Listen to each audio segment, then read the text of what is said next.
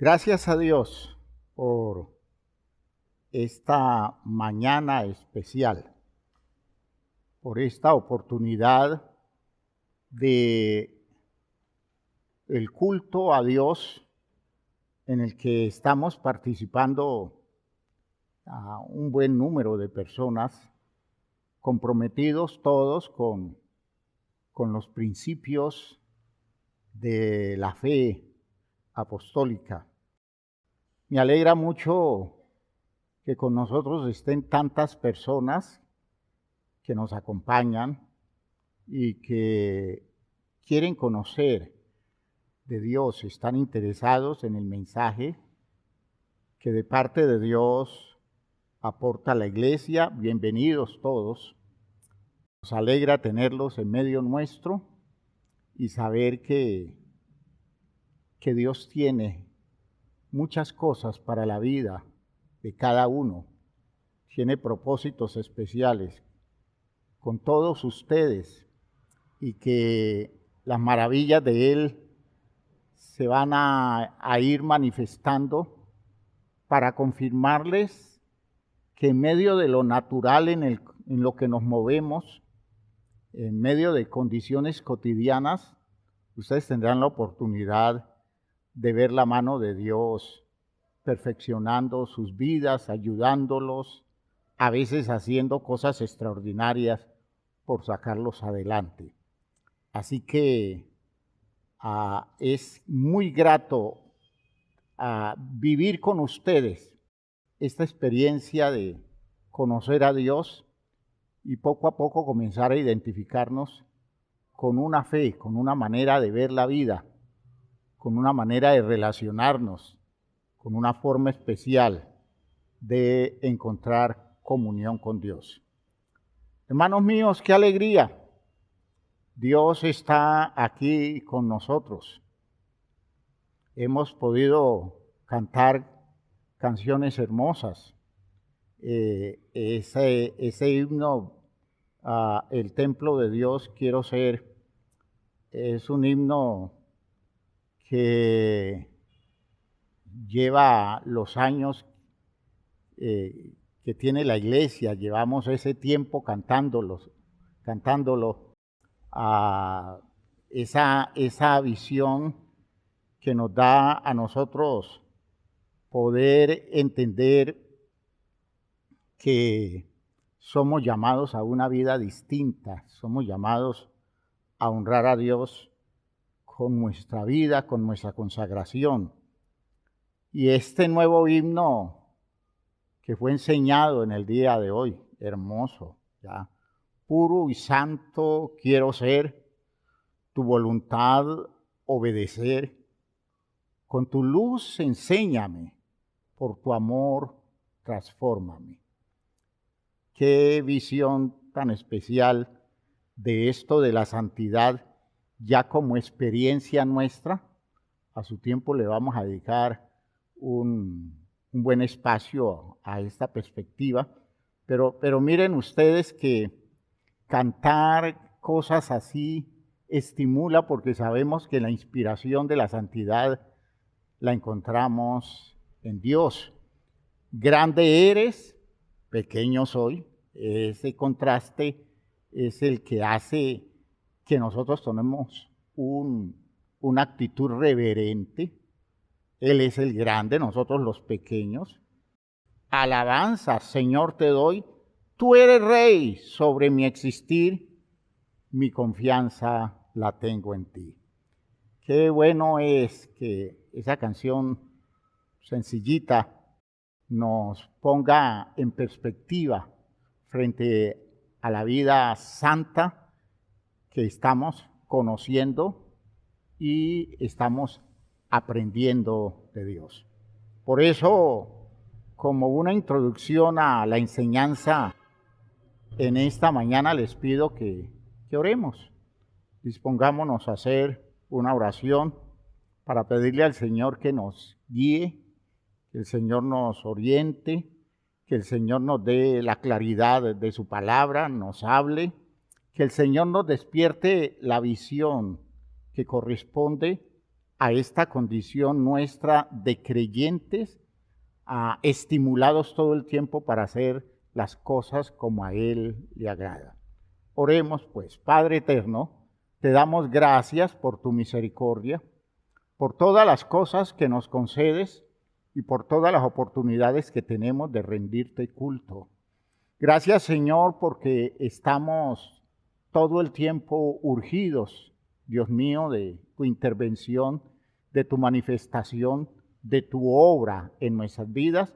Y por eso esta reunión es la ocasión propicia para que tú hagas maravillas en medio nuestro. Por tanto, te pedimos que en función de la palabra que nos vas a dar, en función de tu intervención en las razones que recibiremos a través de la predicación, Señor, tú puedas obrar cosas especiales en el interior de nuestra vida y permitirnos, Señor, superarnos a nosotros mismos y elaborar una actitud de vida, Señor, que esté mucho más cercana al presupuesto que nos has dado, que es la vida maravillosa de Jesús, nuestro Salvador. Así que bendícenos, Señor, en esta mañana. Háblanos directamente y despierta espíritu de obediencia, disposición de temor a ti, de reverencia a ti, de deseo de agradarte. En el nombre glorioso de Jesucristo, entonces nos disponemos y confiamos en lo que de tu parte venga para la vida nuestra. En el nombre de Jesús el Señor. Amén. Bien, mis hermanos, pueden sentarse, por favor. Qué bueno, qué bueno, qué bueno. Estamos felices porque Dios sigue mostrando su deferencia por nosotros. A veces los problemas se vuelven grandes para la concepción nuestra, solo que cuando los proyectamos en función de las razones de Dios, eso que se veía tan grande pierde ese sentido tan poderoso, ese valor que nosotros le estábamos dando, y descubrimos que más grande es el Dios que tenemos y que por tanto ese Dios nos brinda absoluta confianza en la posibilidad que tenemos de resolver todas esas cosas. Así que en ese sentido nos vemos estimulados a estar más claros en la visión de que no hay problema que a la luz de la fe en Dios nosotros no podamos visionar las alternativas y las soluciones, porque de Él vienen, de Dios vienen, de su buena voluntad nos llega esas soluciones. Estamos hablando entonces de nuestra experiencia de Dios y especialmente teniendo experiencia con Dios, poder decir que tenemos experiencias con la santidad de Dios y que la santidad de Dios produce efectos y que una de las cosas que marca un territorio muy definido en la práctica cristiana, ¿ya?, en la actividad espiritual de los cristianos, es ser movidos por ese efecto que produce en nosotros descubrir a un Dios santo, a un Dios distinto, a un Dios distante de esto común, a un Dios que nos sorprende, a un Dios que cuando lo encontramos no podemos evitar escandalizarnos y tener que decir que Él nos está dejando ver dimensiones de su grandeza que nos obliga a tomar posturas, nos obliga a tomar posiciones válidas en la vida. La santidad de Dios, hermanos míos, experimentada como una cosa que con la que entramos en contacto cuando nuestra relación con Dios se va dando en experiencias reales con Él, mueve todos los programas, mueve todas las condiciones existenciales nuestras y mueve, hermanos míos, todo el sistema del culto que nosotros dirigimos a Dios. Fíjense ustedes que es grandioso poder decir que las características de nuestro culto a Dios están siendo determinadas por el poder de la santidad de Dios obrando en nosotros, producto de nuestras experiencias con Él. Decimos entonces que todo culto a Dios debe ser para que Dios se agrade. ¿Ve? No es para que nosotros expresemos nuestro gusto. Aquí comienza el contraste con otras formas de culto y culto a otras entidades, a veces el culto que nosotros le dirigimos a seres humanos. Hermanos, Dios, el Dios Santo, cuando nosotros le hacemos culto, es para que Él se agrade y no para que nosotros dejemos ver las cosas como a nosotros nos parece, pues es una actitud, hermanos míos, irreverente frente a un Dios que consideramos es el soberano. Imagínense ustedes que nosotros le digamos a Dios, no, en este momento para nosotros no es importante lo que a ti te gusta. Para nosotros es importantísimo darte a ti lo que nosotros vemos que tú te mereces. Y puede ser que yo lo escoja muy bien, pero yo no puedo hacerle un culto a Dios en función de mi idea de lo que a Dios le debe parecer bueno. Y entonces eso va dando las características de una actitud irreverente, de una actitud, digámoslo así, impía. Fíjense que hay acciones religiosas que son impías. Yo he visto gente ofrendando en la iglesia y su ofrenda es impía. Y es impía por el espíritu en el que la persona ofrenda. He visto personas haciendo cosas, dice la persona, para la gloria de Dios, pero la forma como lo hace, eso es impío. ¿Por qué? Porque es que está haciendo eso en el gusto de él, en su satisfacción, y no ha consultado para nada lo que Dios quiere, lo que Dios pide. Y a ese nivel se genera la impiedad, ¿verdad?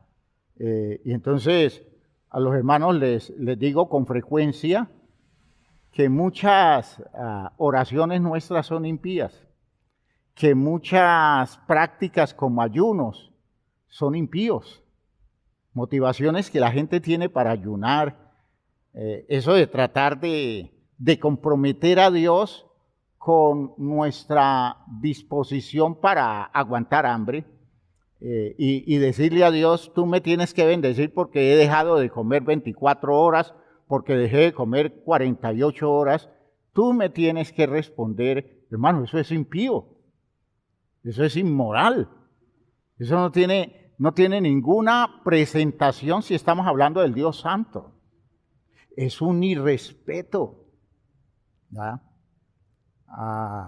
Lo que en otras ocasiones les he dicho, personas que se sienten con la libertad de encuellar a Dios y lo encuellan y lo colocan contra la pared y le dicen, bueno, Señor, tú me tienes que bendecir, me tienes que ayudar, me tienes que respaldar, porque es que toman la figura de la experiencia de Jacob en su lucha en Peniel, en su lucha con el ángel, como lo presenta el texto. Y hermanos míos, ese texto hay que analizarlo con mucho cuidado, porque es un texto de un valor espiritual maravilloso, pero su presentación no es la de un mensaje para literalizar. Hermanos, nadie encuella a Dios, ¿ya? Eso es totalmente improcedente, eso no tiene ninguna forma de aceptarse, y hay formas de orar que uno escucha a la gente en su arrogancia diciéndole a Dios, respondes porque respondes. Hermanos míos, y eso es impío, eso es una impiedad. Que Dios nos guarde, ¿ya? Que Dios nos libre de caer en ese juego, de hacer ese tipo de manejos. ¿Por qué? Porque estamos frente al Santo. Estamos frente al Santo. Y frente a Él, la actitud nuestra es de absoluta reverencia, ¿ya?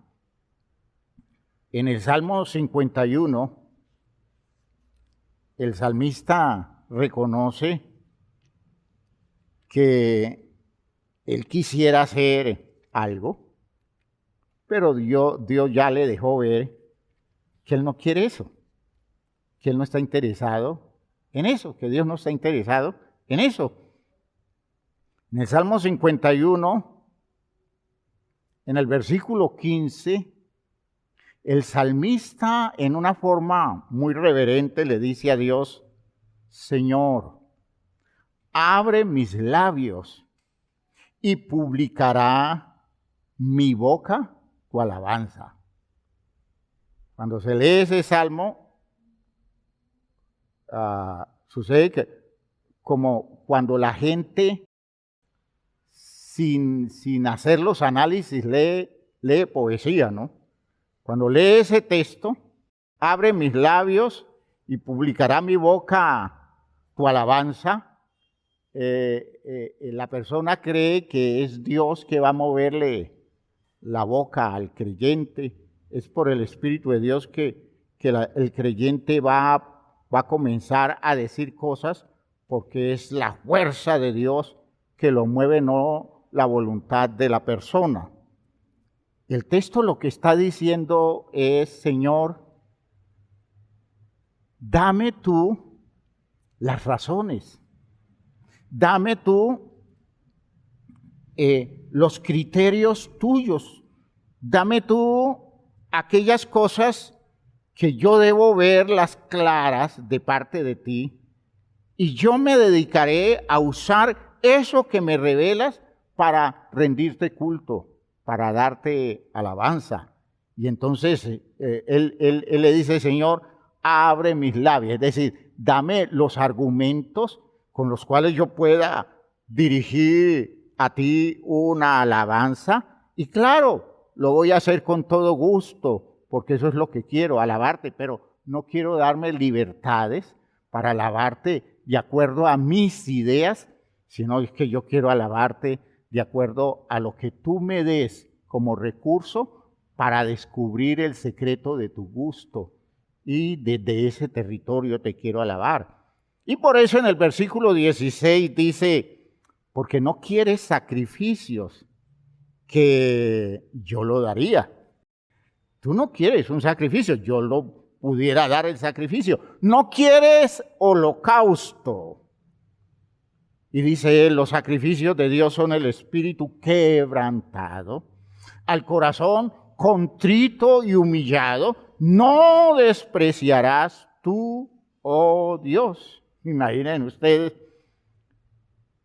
ese culto de una persona que diciéndole Dios, yo no estoy interesado en tus sacrificios, no me hagas sacrificios.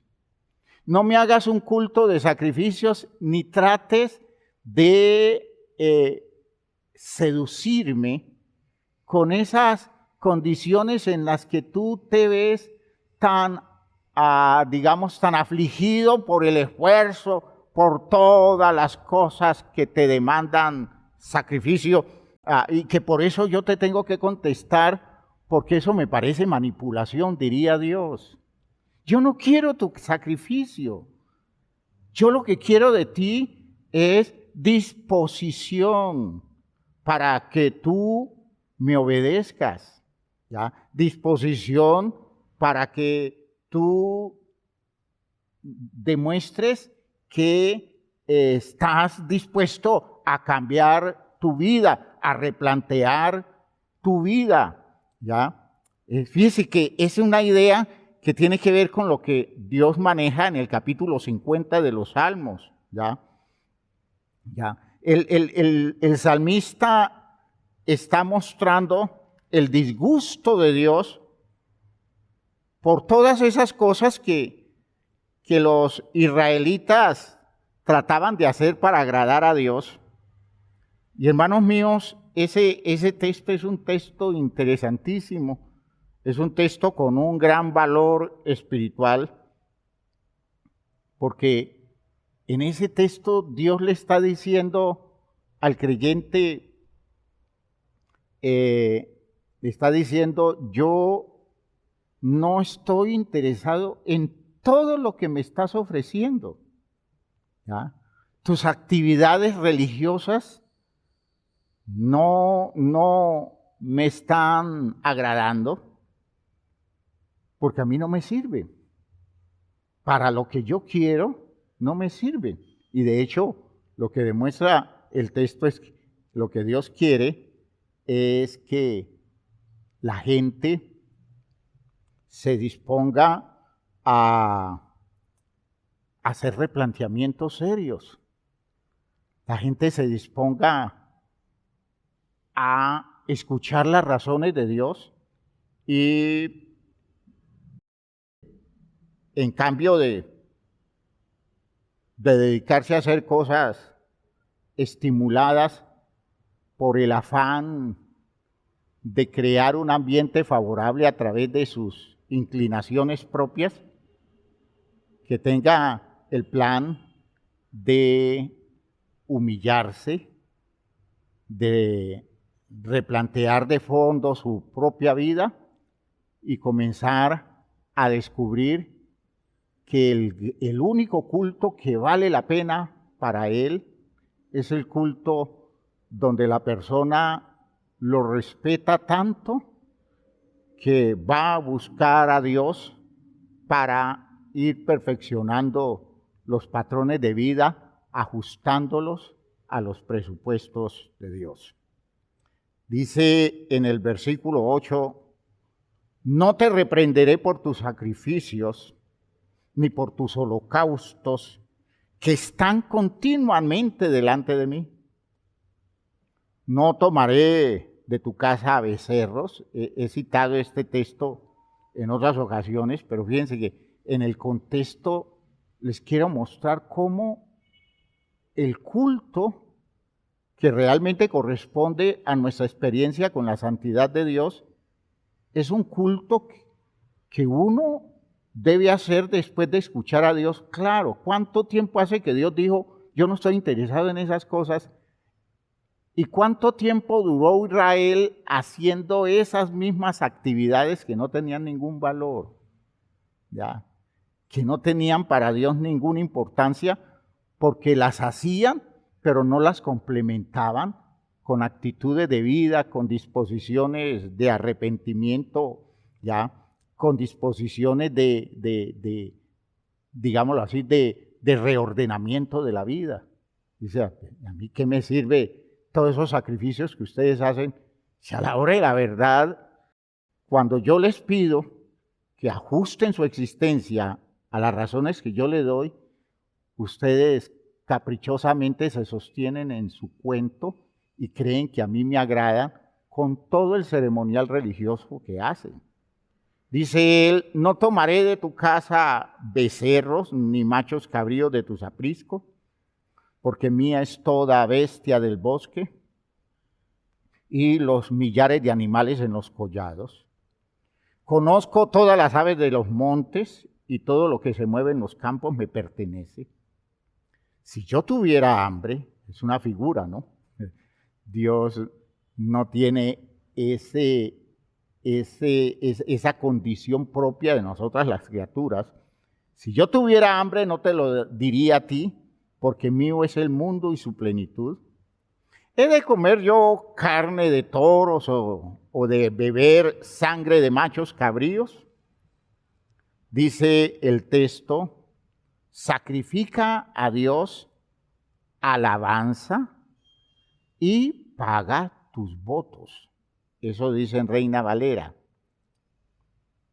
La traducción más ajustada a ese texto es, sacrifica a Dios obediencia. Si quieres verme agradado, yo no te pido que me ofrezcas todos esos sacrificios que religiosamente tú me haces. Yo no estoy detrás de nada de eso.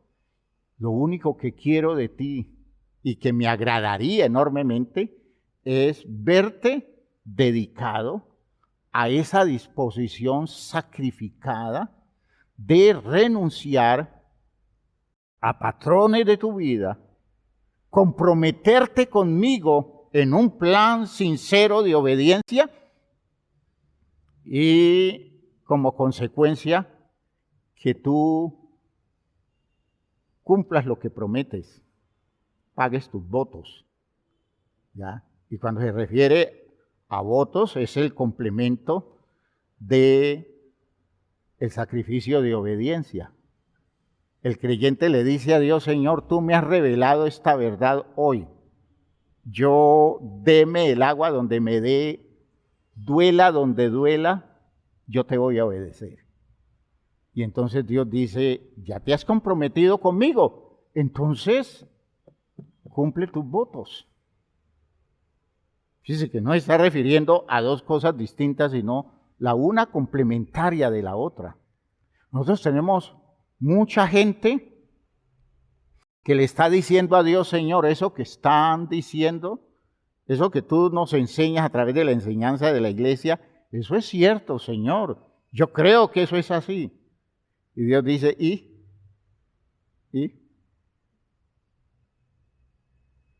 Comprométete, obedece. Señor, pero es que es muy duro. Pues es tu sacrificio. Sacrificio de obediencia. Y en esa tarea de obedecer llegarás a cumplir todo lo que tú le prometes a tu Dios.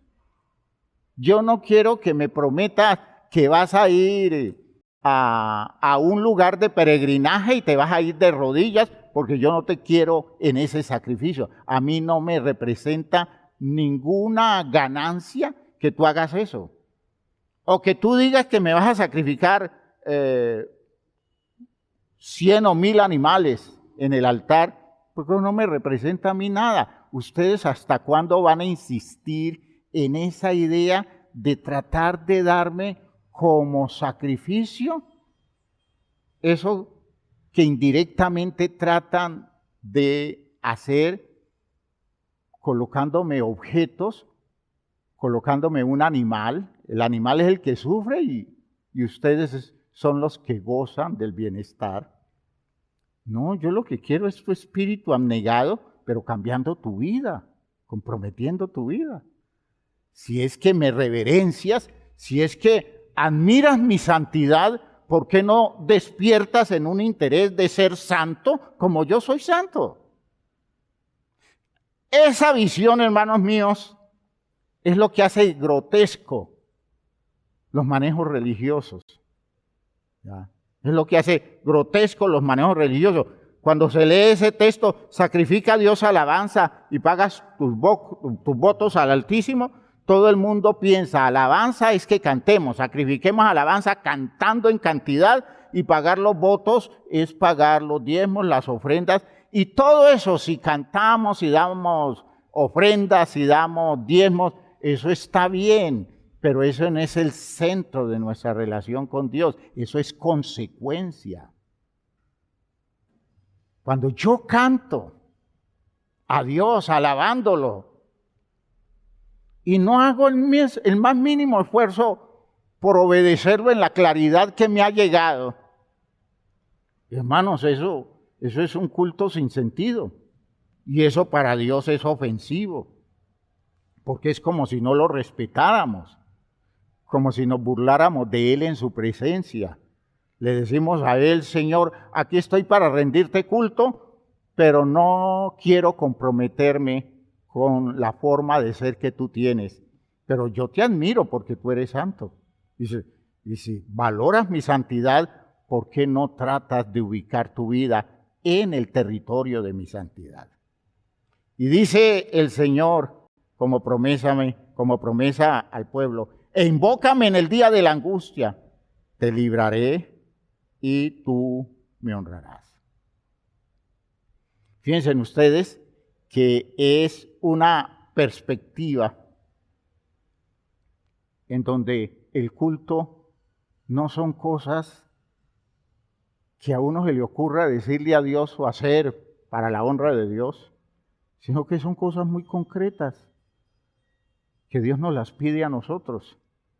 Y nosotros tenemos que ir poco a poco circunscribiendo nuestras posibilidades para la honra de Él, nuestras posibilidades, circunscribirlas a la claridad que vamos logrando de lo que Él dice. Por eso en el Salmo es una cosa muy agresiva el trato de Dios para con el malo.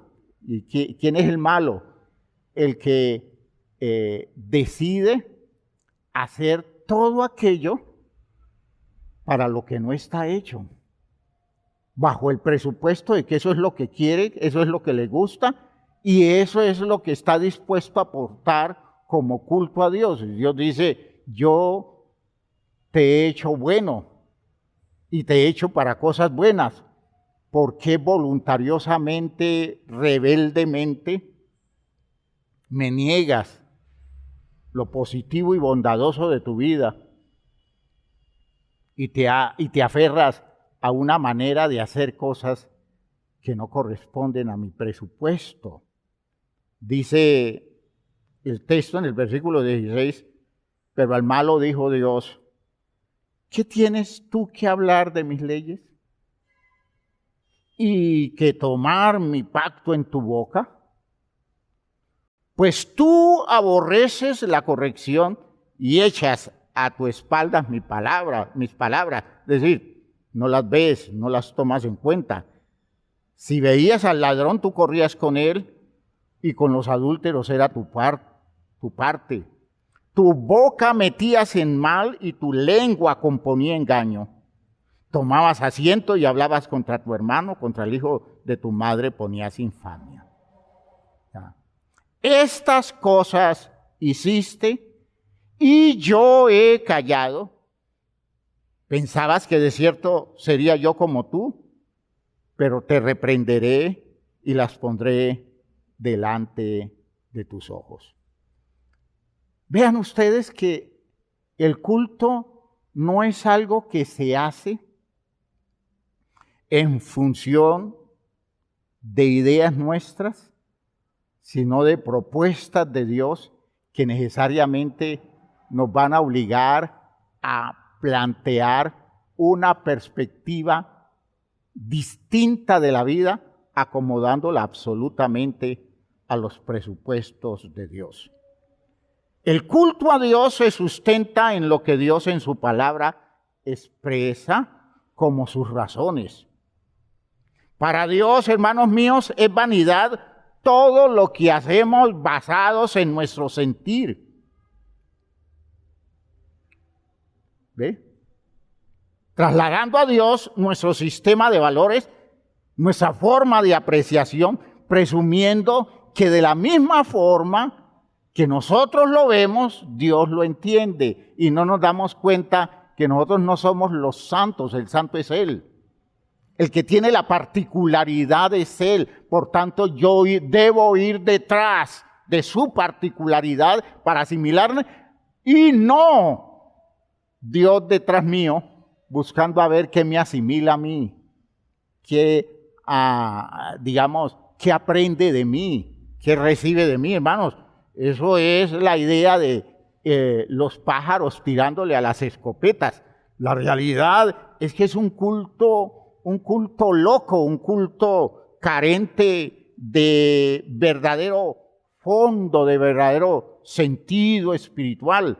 Y eso, hermanos míos, es una cosa grosera, ¿ya? Lo que acabamos de leer acerca del mal. En el Salmo, el Señor le dice al malo, estas cosas hiciste, lo leíamos, y yo he callado, ¿ya? Entonces, como Dios calló, como Dios no dijo nada, y es que no dijo nada porque para Dios no tiene ningún valor entrar a discutir con alguien que voluntariosamente es malo, porque conoce lo que es correcto y voluntariosamente decide hacer lo incorrecto, ¿ya? Hay mucha gente incapaz de hacer lo correcto porque a veces no lo conoce.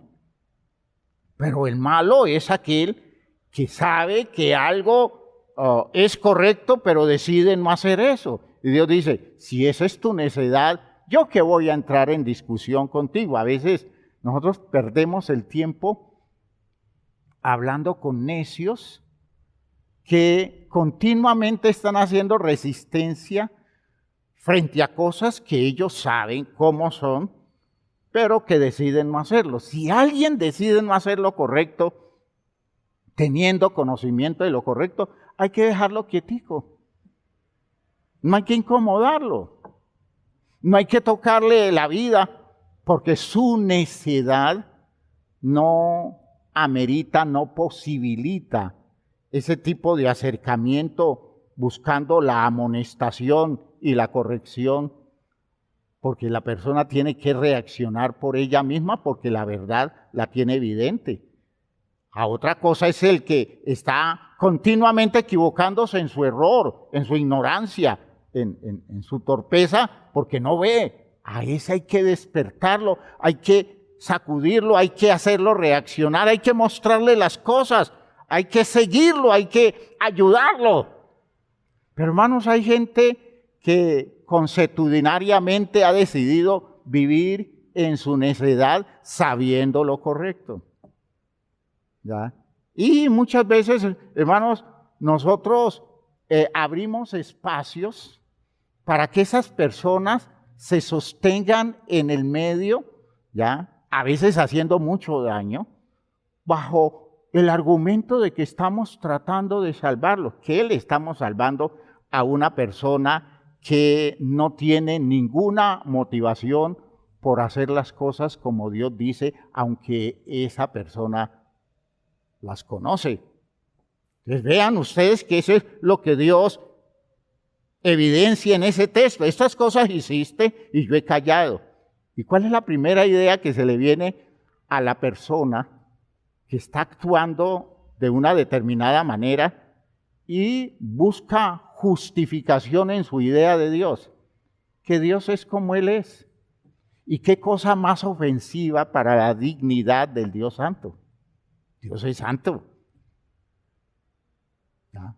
Sintámonos privilegiados que Dios nos proponga que nosotros seamos como Él. Pero ya, hermanos míos, es mucho atrevimiento que alguien diga que Dios es como Él es. Eso no lo puede decir nadie, ninguno de nosotros. Dios no es como yo soy. Dios me pide que yo sea como Él es. Y ese es mi culto. Pero jamás podré decir que Dios se tiene que acotejar a mí. Esas cosas hiciste y yo he callado. Pensabas que de cierto sería yo como tú. ¿Ya? Argumento de personas absolutamente desubicadas en el manejo de las razones de fondo, de los argumentos existenciales sobre los cuales se sostienen. Es que Dios está de acuerdo conmigo. Imagínense, cuando yo digo una cosa de esas, solo decirlo en esa forma es un desorden. Dios está de acuerdo conmigo. ¿Quién ha dicho que Dios está de acuerdo conmigo? La propuesta de Él es que yo me ponga de acuerdo con Él. Ponga mi ser en acuerdo con Él. Él no tiene que ponerse de acuerdo conmigo. ¿Ya? Es que son términos que indican insolencia, irreverencia. Están indicando un enorme irrespeto. Por eso cuando yo le ofrezco un culto a Dios amañado y sustentado con esos criterios que tienen que ver con mi percepción personal de las cosas, yo estoy ofendiendo la dignidad del Dios a quien le rindo culto, o estoy rindiéndole culto a un Dios que no es más que un personaje de quinta o sexta categoría, quien se tiene que someter al gusto mío y que tiene que satisfacerse con lo que yo le doy.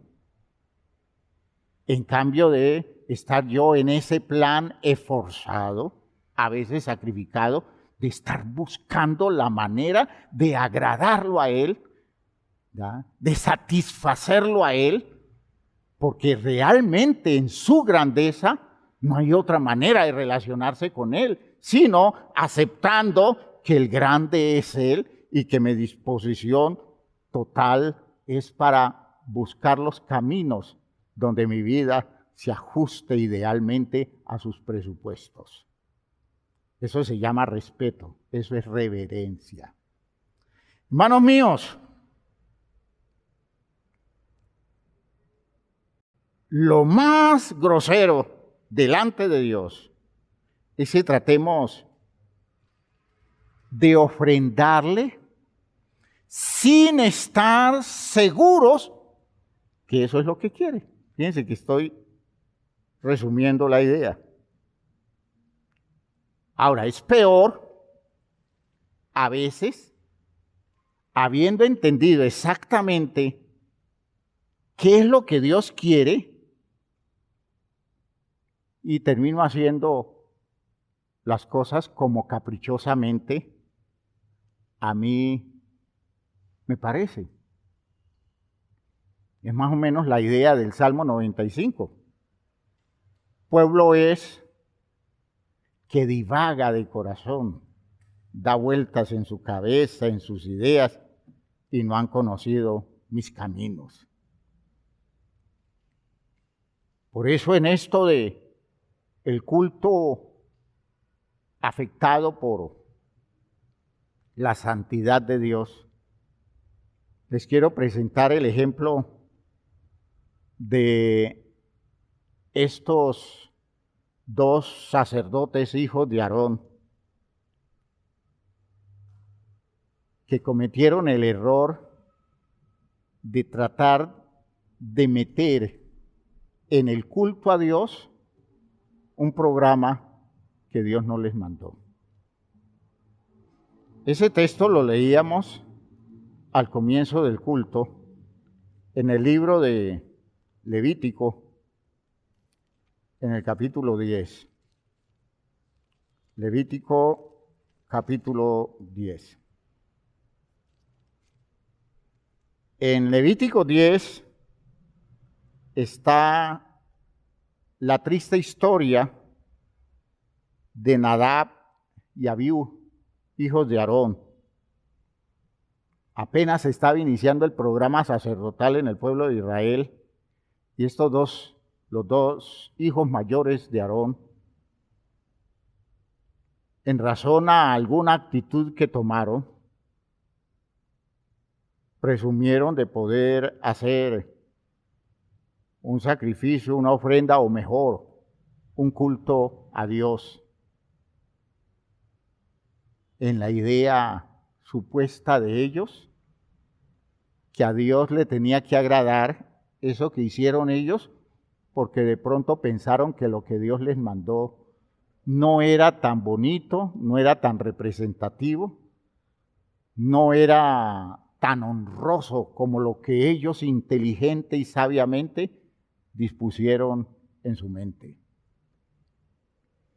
En el versículo 1 del texto, de hecho el texto lo leímos, no lo voy a leer nuevamente, voy a ir retomando ideas, y de hecho usted posteriormente se va a sentar a leer con detenimiento el texto en su casa. En el versículo 1 dice el libro de Levítico, el capítulo 10, Nadab y Abiú, hijos de Aarón, tomaron cada uno su incensario, herramienta ministerial, ¿no? Una herramienta ministerial importantísima en el sacerdocio de los israelitas. Tomaron cada uno su incensario y pusieron en ellos fuego sobre el cual pusieron incienso y ofrecieron delante de Jehová fuego extraño que él nunca les mandó. Usted me podrá preguntar, pastor, ¿y en qué consistía el fuego extraño? Yo no sé, nadie sabe. De hecho, Dios mandó una cierta forma de elaborar el fuego para quemar el incienso en términos de los procesos cúlticos en Israel, y ellos en su locura decidieron hacerlo de otra manera. El versículo 2 dice, y salió fuego de delante de Jehová. Noten la forma como lo presenta. Salió fuego de delante de Jehová, es decir, es un fuego enviado por Dios y los quemó. Y murieron, noten esto, que suena irónico, y murieron delante de Jehová. Alguien pudiera decir, murieron con los zapatos puestos, murieron haciendo el trabajo espiritual que tenían que hacer. Bendita experiencia, se quemaron, porque sucedió un accidente, pero estaban haciendo lo que Dios les mandó a hacer. Y sucede que la lectura es equivocada, ¿ya? Aunque se presenta como una consecuencia de estar ellos delante de Jehová, dice el texto, murieron delante de Jehová. Entonces Moisés dijo a Aarón, esto es lo que habló Jehová diciendo. Imagínense, Aarón se da cuenta que sus hijos se quemaron en el lugar de la ofrenda, se quemaron en el lugar sagrado. Debió darle mucha angustia. Y entonces Moisés, que recibe la aclaración de Dios, le da a Aarón la explicación de lo que ha sucedido y le dice, esto es lo que habló Jehová diciendo, en los que a mí se acercan me santificaré, y en presencia de todo el pueblo seré glorificado, y delante de Dios, el gran sumo sacerdote Aarón, dice la Biblia, que cayó.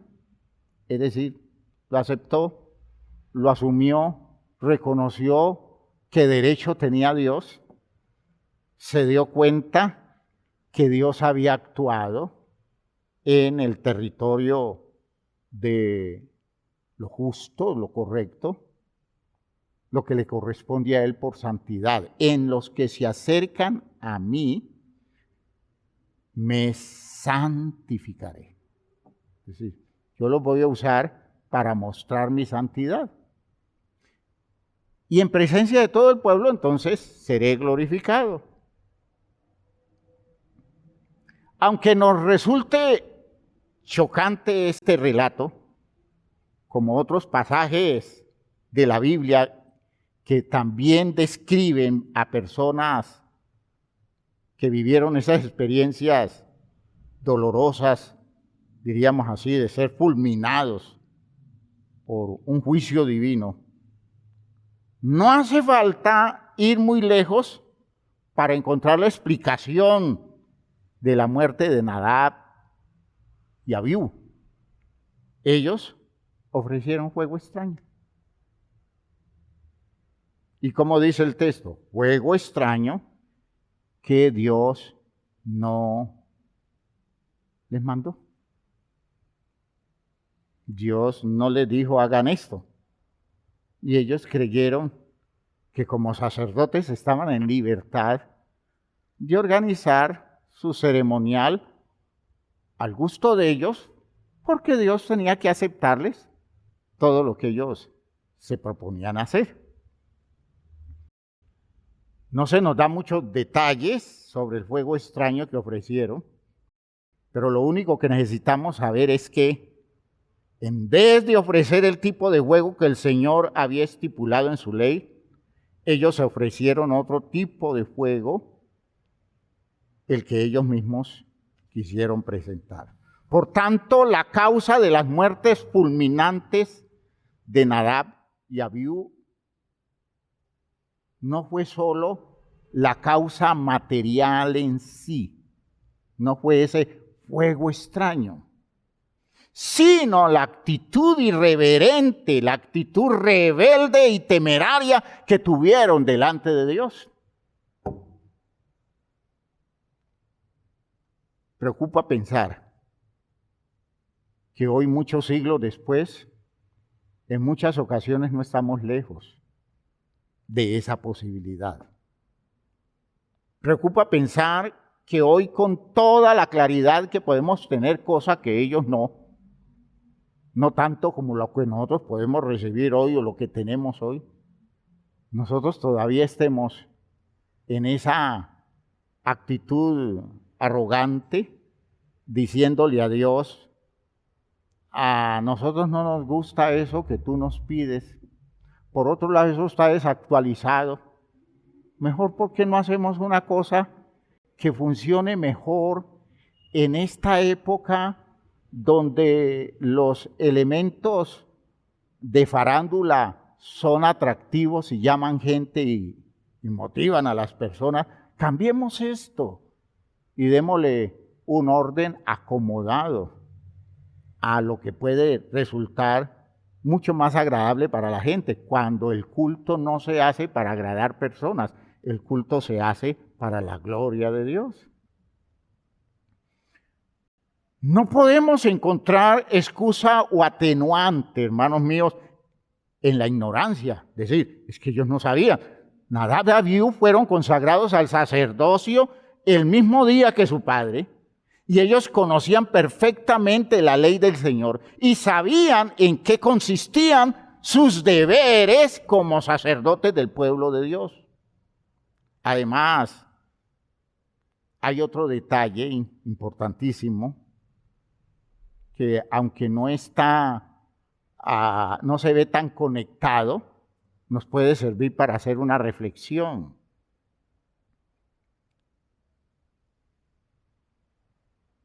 En el contexto de la muerte de Nadab y Abiú, ese mismo día el Señor le dijo a Aarón, ustedes, lo voy a leer,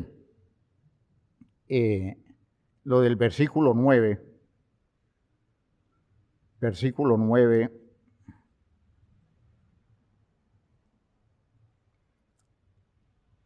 lo voy a leer en otra versión, dice, ustedes no beberán vino ni licor, ni tú ni tus hijos contigo, cuando entren en la tienda de reunión, para que no mueran.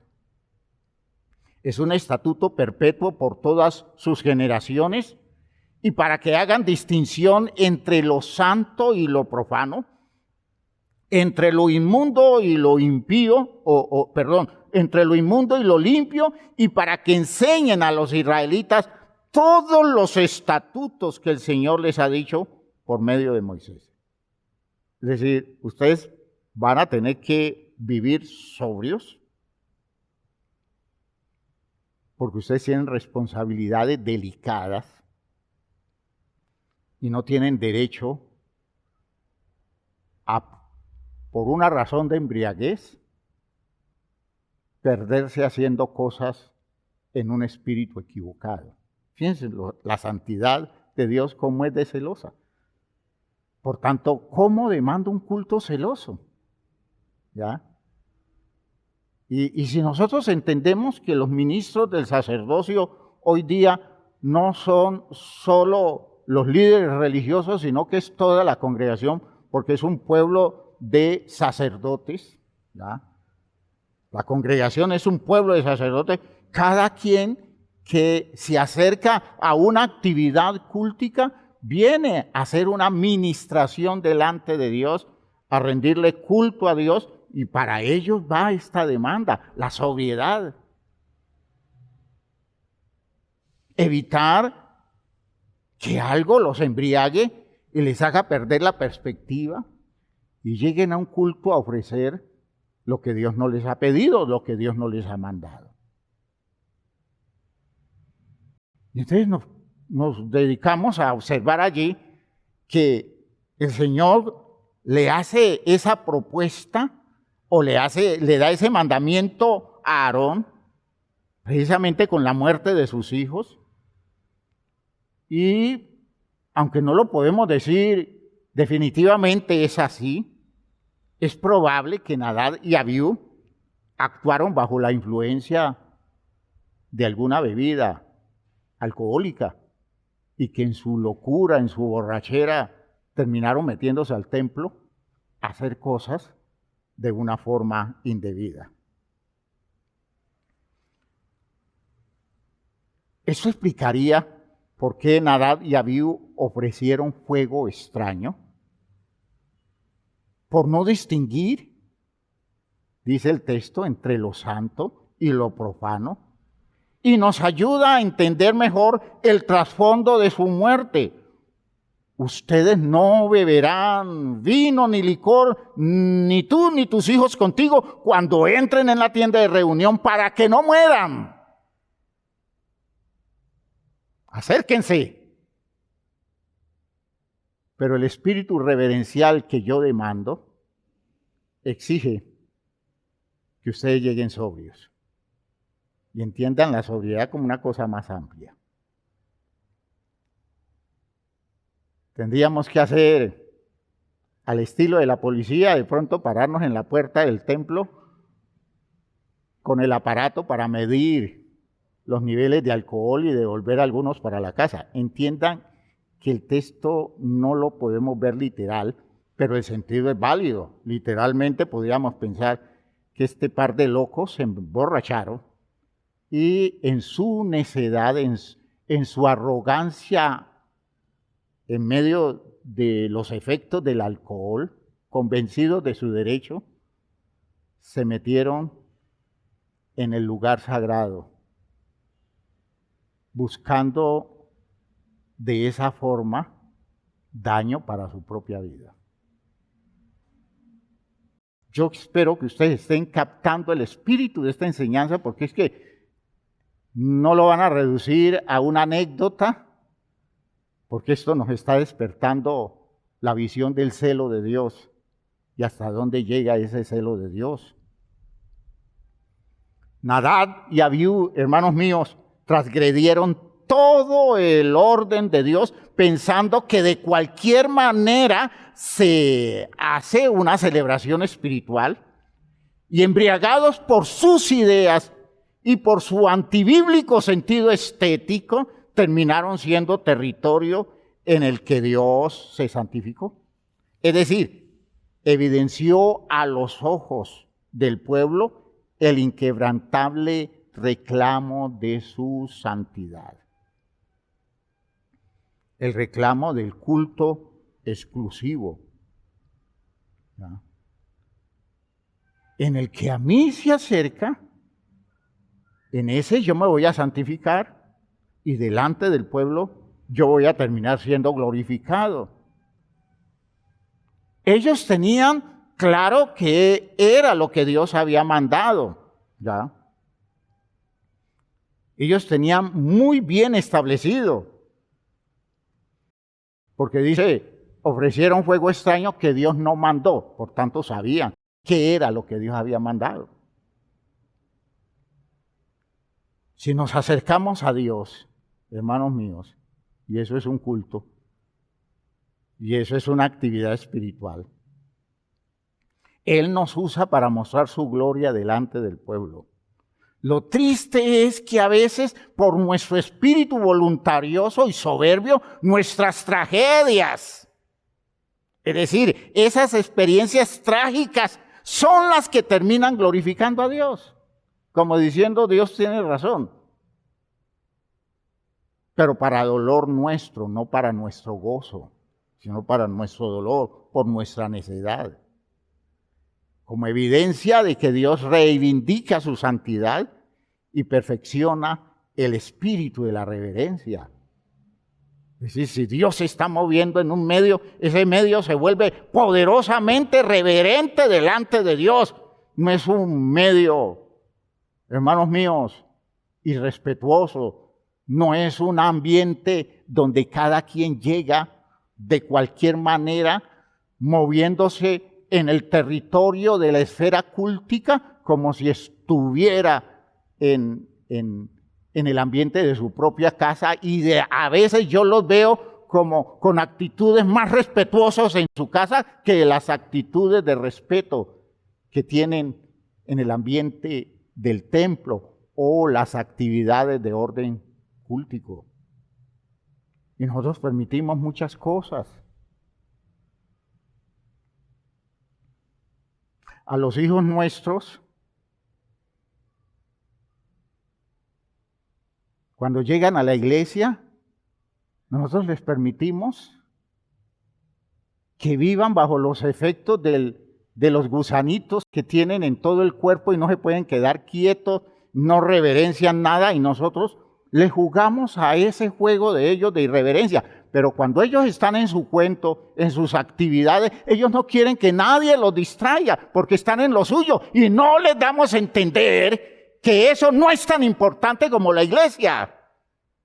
Ah, sí, al niño no lo distraiga, está viendo una película. Al niño no lo llame para decirle que venga a comer hasta que acabe la película. Pero en relación con la iglesia, nosotros le permitimos toda actitud irreverente, porque nosotros acomodamos el culto a las cosas como a nosotros nos agrada.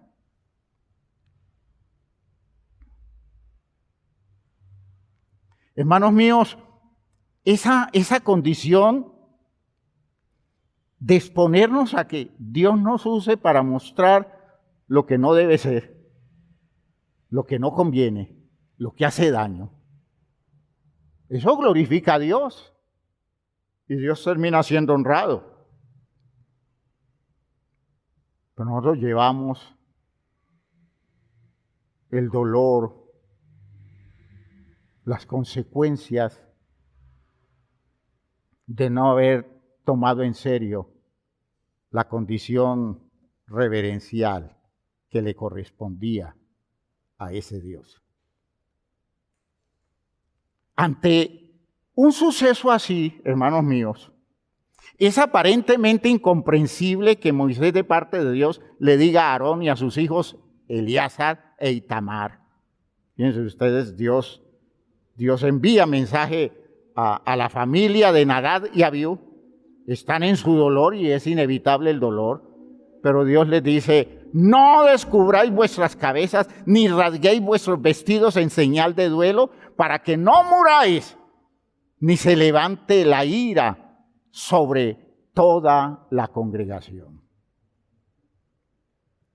Es decir, ustedes no van a hacer un duelo público, nadie les quita que se sientan tristes, pero ustedes no van a hacer una lamentación pública por algo que Dios hizo para su gloria, por algo que Dios hizo santificándose.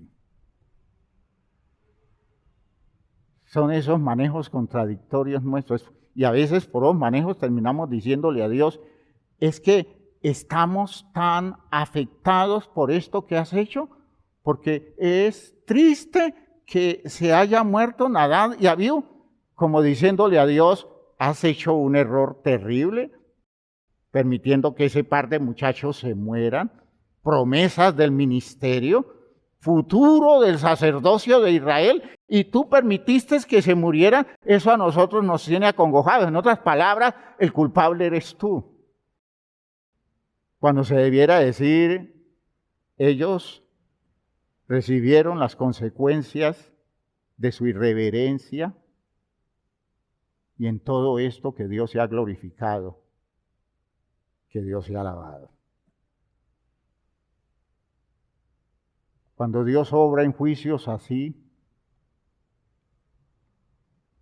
hermanos, Dios reivindica su propia santidad. Y el pueblo tiene que decir, amén.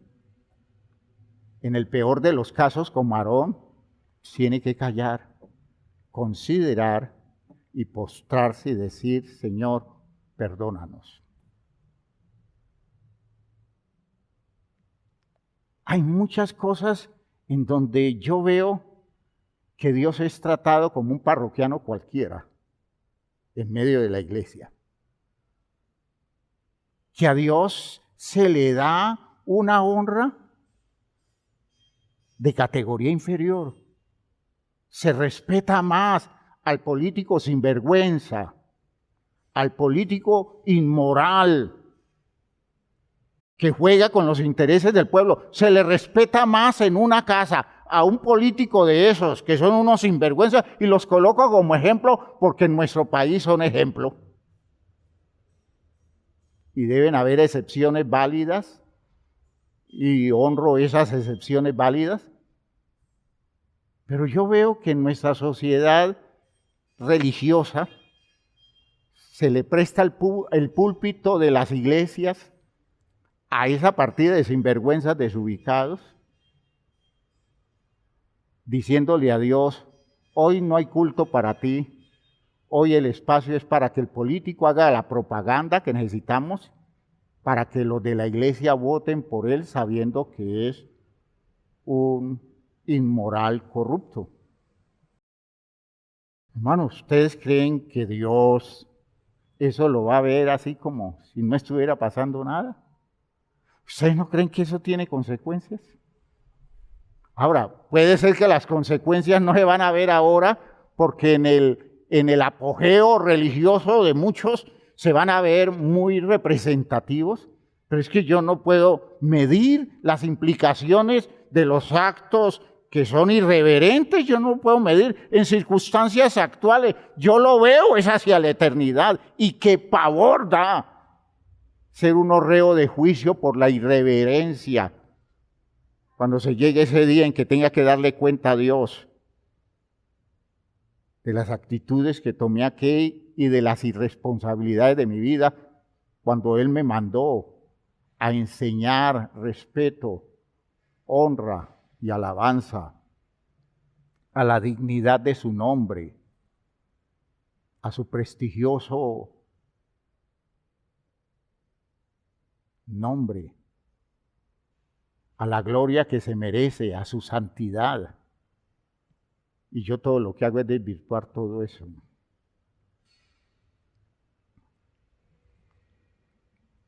Finalmente, hermanos míos, viene el mandamiento de la sobriedad, una sobriedad extrema, que nosotros lo leíamos en el texto del versículo 12,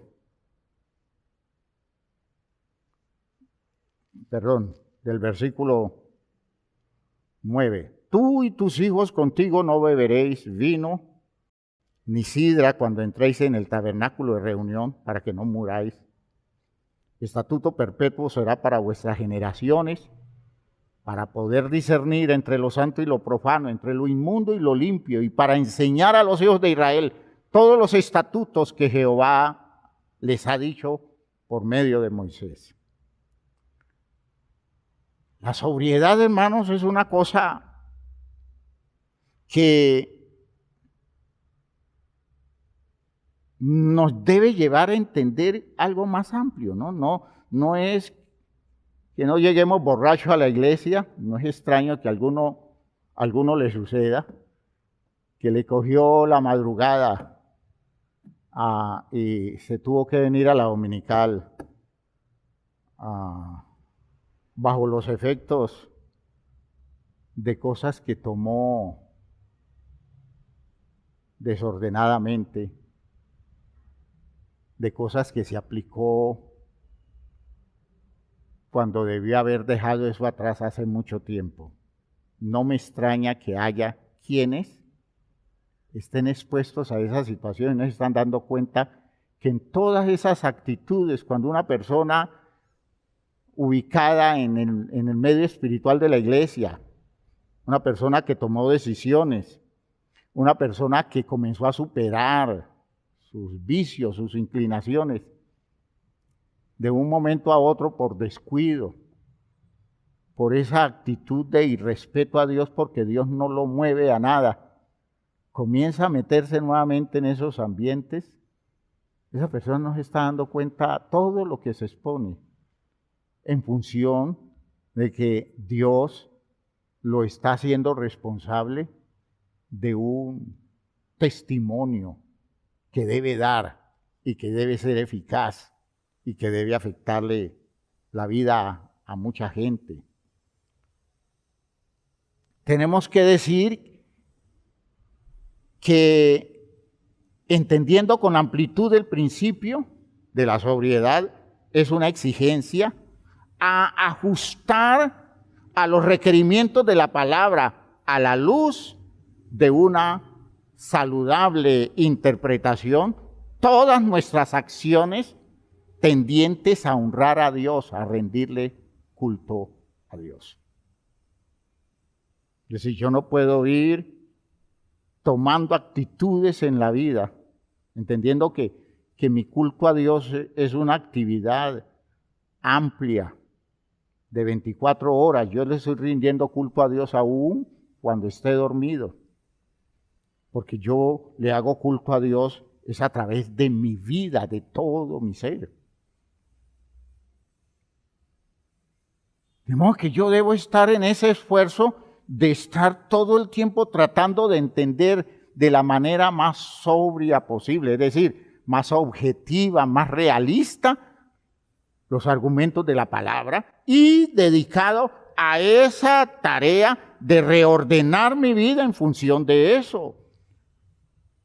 Y es una exigencia a pasar por encima de todo tipo de estímulo sensitivo, emocional, afectivo y de razones o lógica humana común que me pueda distorsionar la visión objetiva de lo que Dios quiere, de lo que Dios me pide. Yo tengo que estar todo el tiempo revisando todos esos estímulos que me están dando. A veces los estímulos a los sentidos, todo el tiempo estoy siendo estimulado por esos manejos de la sociedad, especialmente de la sociedad de consumo, que me toca todas las fibras del ser para reducirme y para convertirme en alguien más manejado desde sus intereses. Y en ese estado pretendo rendirle un culto a Dios.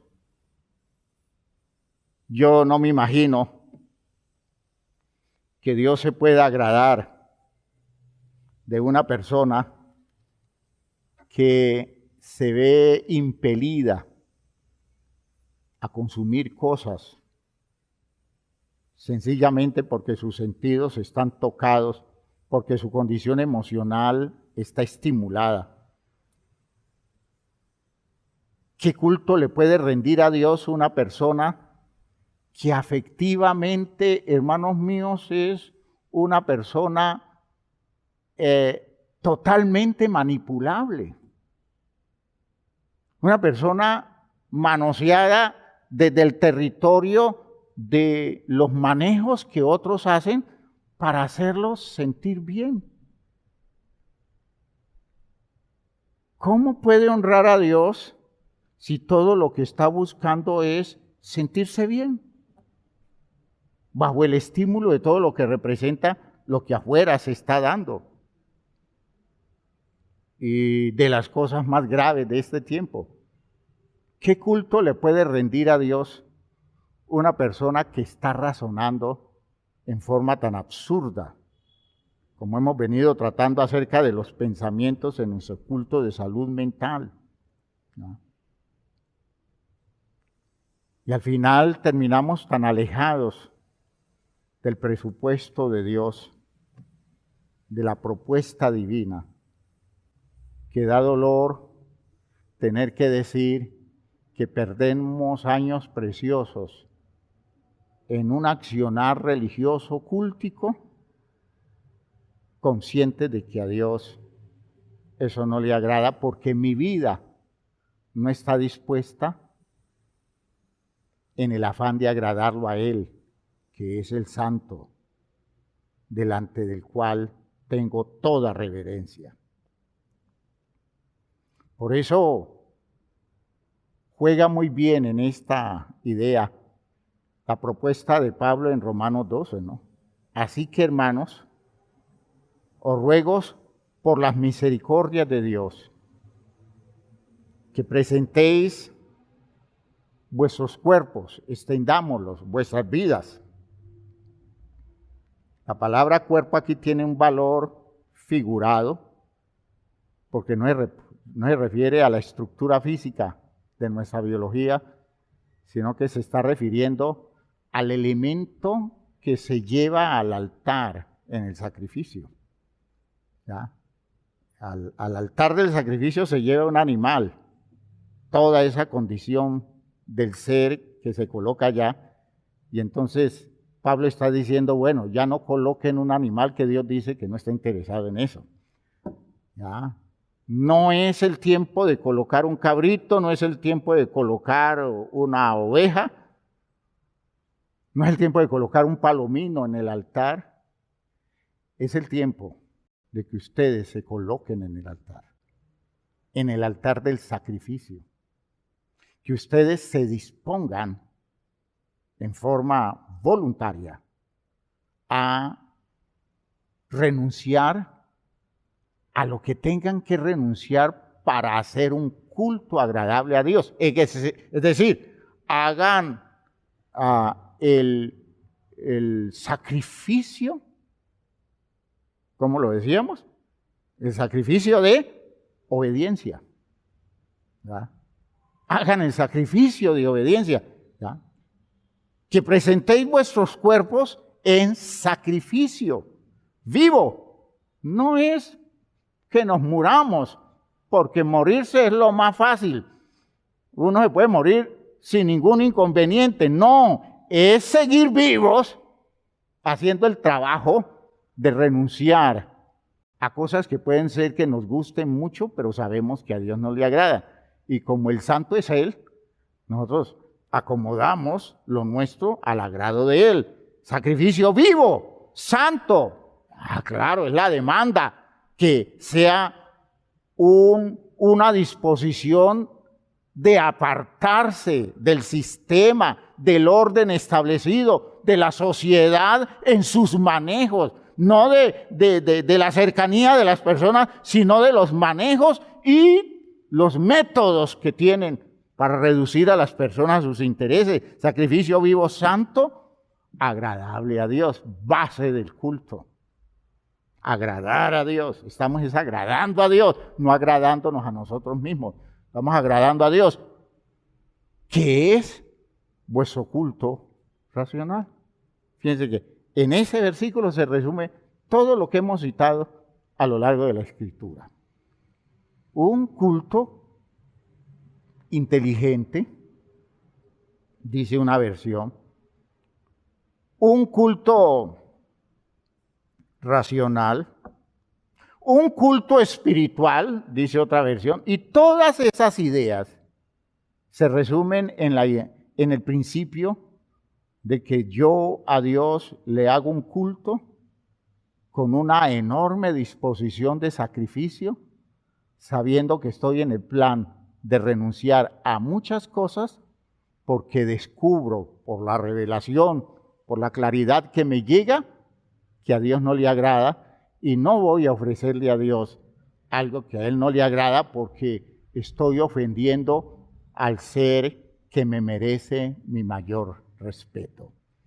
Espero que esta idea haya quedado clara, porque es que estamos nosotros todo el tiempo inventándonos cultos. Estamos inventándonos acciones religiosas y muchas están ajustadas a los presupuestos bíblicos y son válidas. Pero a veces yo noto que hay otras cosas que se hacen, hermanos míos, y todo lo que se hace es para impresionar a la gente, para emocionar a la gente, para que la gente se sienta a gusto, para renovar, digamos, el escenario religioso, porque es que necesitamos que la gente permanezca entusiasmada viendo el espectáculo de la religión. Hermanos míos, no. Aquí lo agradable es que cada día, exigiéndonos a nosotros mismos, vamos desprendiéndonos de muchos patrones y comenzamos a descubrir, en la medida en que esa renovación se va dando en la vida nuestra, según el versículo 2, vamos descubriendo la buena voluntad de Dios, agradable y perfecta. Y esa es la justificación de cualquier culto. ¿Cómo justifico un culto a Dios? Porque estoy haciendo lo que a Dios le agrada.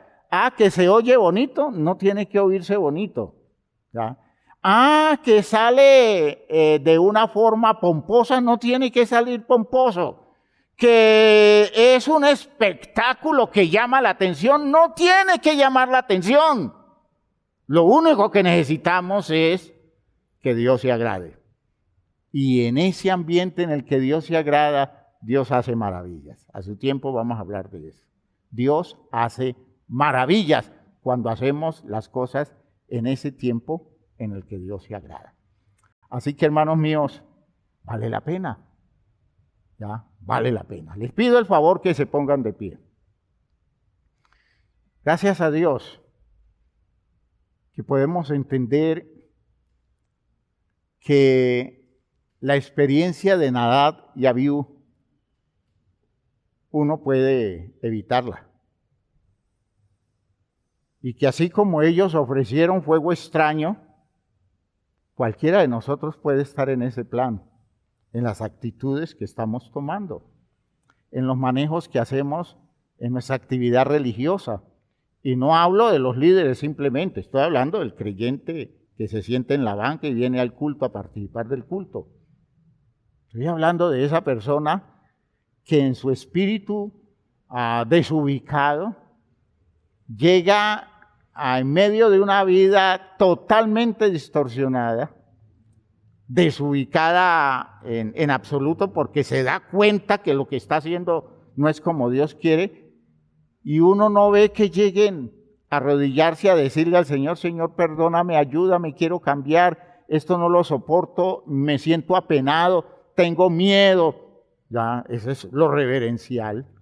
No, llegan muy orondos, muy tranquilos, a veces hasta demandando cosas en esta iglesia: ¿por qué no se hace esto y aquello? Y sucede que lo primero que deben hacer, que es ubicar sus vidas, eso no les llama la atención, porque quieren seguir viviendo según unos presupuestos que se les antoja. Dios los tiene que aceptar porque ellos son ellos. Y Dios los tiene que valorar a ellos, respetar a ellos, apreciar a ellos, porque pues, ¿cómo Dios me va a despreciar a mí? ¿Cómo Dios va a ignorar mi esfuerzo por hacer algo por Él, por honrarlo? Hermanos míos, qué irreverencia, qué irreverencia. Que Dios nos ayude en la Iglesia Apostólica, que Dios nos dé pautas y comencemos a reordenar cosas. Hay mucho que hablar de esto, pero esto es como una forma de abrir conciencia, porque el espíritu reverencial se nos está perdiendo. De hecho, cuando digo que se nos está perdiendo, no es porque en estructuras anteriores hayamos tenido un gran espíritu reverencial, porque no es así. Venimos de unas estructuras irreverentes, ¿ya?, en muchos aspectos manejados, al punto de que yo decidía vivir en función de emociones y no de obediencia. Y nada se me daba ponerme a brincar en un templo, haciendo una cantidad de cosas, cuando por dentro, en la estructura de conciencia, yo sabía que de mi vida no se agradaba a Dios. Espero que me estén entendiendo la idea. Eso es irreverencia. De llegar de un culto a decir bestialidades a la casa porque llego disgustado, peleando con todo el mundo, a ser injusto, a llegar el lunes siguiente a maltratar a los trabajadores, a manejar equivocadamente el sentido de la justicia social, los criterios de responsabilidad con los demás, pasarlos por alto, pero a Dios le rendí un culto extraordinario el domingo y vengo con las pilas puestas. ¿Cuáles pilas puestas? Si no hubo cambio real de la vida. Eso es irreverencia. Eso es irreverencia. Por eso lo estoy diciendo de antemano para que no me vayan a salir con el cuento que la irreverencia se da ahora porque ciertas cosas no se dan. Hermanos míos, la irreverencia se ha dado siempre y Dios nos está pidiendo que salgamos de eso. Porque hemos venido perteneciendo a estructuras muy irreverentes, pero muy irreverentes, muy superficiales. Algunos reducidos a emociones, otros manejados desde enfoques codiciosos, donde maliciosamente la codicia la arropo con argumentos religiosos para justificar mi disposición deformada delante de Dios. Y muchas otras cosas por el estilo.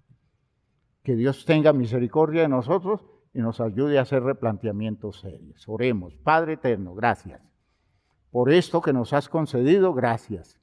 Gracias por tu manera de expresar las cosas para nosotros, por este despertar de sensibilidad espiritual, por esta motivación, Señor, que colocas en nosotros para hacer de la vida nuestra un territorio donde la santidad se valore. Ayúdanos, Señor, a salir de esos juegos mediocres, de esos manejos distorsionados, entendiendo que tú eres el santo que merece toda la reverencia y el respeto de su pueblo. Delante de ti vivimos inclinados, reconociéndote como aquel que merece la honra nuestra, y te honramos obedeciéndote y reconociendo que todo lo que hagamos debemos hacerlo para agradarte a ti. Así que, Señor, ayúdanos a tener esa sensibilidad y ayúdanos a tener esa voluntad para mantenernos establecidos en el lugar donde tú estás esperando encontrarnos. Gracias por esta obra maravillosa que estás haciendo en medio nuestro. Gracias por esta bendición que se expresa como salvación al permitirnos ser cada vez más reverentes, más respetuosos, Señor, más dispuestos a honrarte a ti con las actitudes nuestras, con los manejos nuestros. En el nombre de Jesús el Señor. Amén. Sí, mis hermanos, que Dios les bendiga, que Dios nos ayude. Esto tiene fruto, esto va a dar fruto. Vamos a hablar de otras cosas en relación con esto que hemos dicho hoy, porque quiero llevar esto hacia el territorio de donde obtengamos resultados reales de valor espiritual. Dios les bendiga a todos.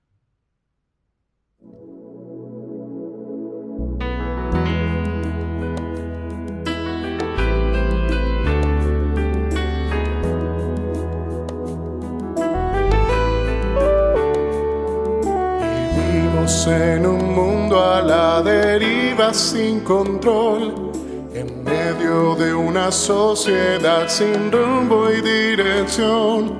Mas siempre habrá esperanza y un futuro siempre habrá, si en nuestro Dios confiamos y en su iglesia hallamos paz. Y es su iglesia que me guía y me consuela si hay dolor. Ella cuida bien mis pasos y me brinda eterno amor. Es el faro del Señor que me ilumina al caminar. Y es también la fortaleza que protege en todo mal. Es Es verdad, es paz, es vida y siempre busca el bienestar de cualquiera que permita a Dios hacer su voluntad. Y en su amparo es que yo crezco, pues a ella pertenezco. Gracias Dios, pues sé que en tu infinito amor me has brindado con tu iglesia salvación.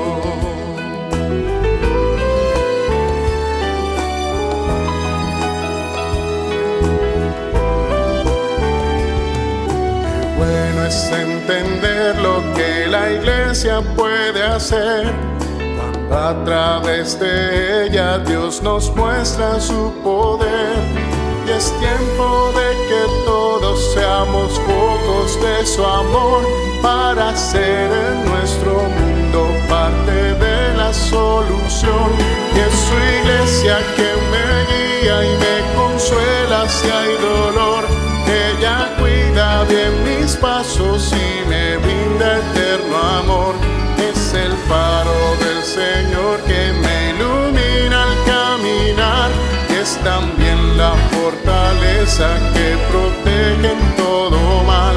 Es verdad, es paz, es vida y siempre busca el bienestar de cualquiera que permita a Dios hacer su voluntad. Y en su amparo es que yo crezco, pues a ella pertenezco. Gracias Dios, pues sé que en tu infinito amor me has brindado con tu iglesia salvación.